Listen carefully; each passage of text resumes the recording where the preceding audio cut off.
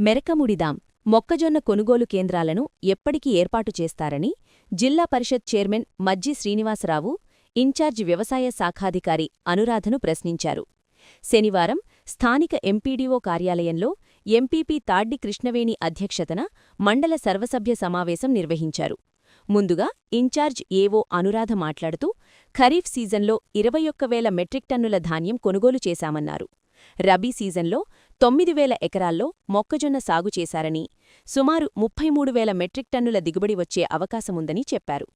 ఈ క్రమంలో మొక్కజొన్న కొనుగోలు కేంద్రాలు ఏర్పాటు చెయ్యాలని రైతులు కోరుతుండగా, రైతు సేవా కేంద్రాల వద్ద కొనుగోలు కేంద్రాలు ఏర్పాటు చెయ్యాలని ప్రభుత్వానికి నివేదికలు పంపించామన్నారు. దీనికి జెడ్పీ చైర్మన్ మజ్జి శ్రీనివాసరావు స్పందిస్తూ, కేంద్ర ప్రభుత్వం క్వింటా మొక్కజొన్నకు 2,400 రూపాయల మద్దతు ధర ప్రకటించినప్పటికీ రాష్ట్ర ప్రభుత్వం ఇంతవరకు కొనుగోలు కేంద్రాలు ఏర్పాటు చేయకపోవడం దారుణమన్నారు. దీంతో దళారులు రూ.1700 నుంచి 1,800 రూపాయల మధ్య కొనుగోలు చేస్తూ రైతులను మోసగిస్తున్నారన్నారు. ఒక్కో రైతు సుమారు క్వింటాకు 600 రూపాయలు నష్టపోతున్నా ప్రభుత్వం తమకేమీ పట్టనట్టు ఊరుకోవడం ఎంతవరకు సమంజసమని మండిపడ్డారు.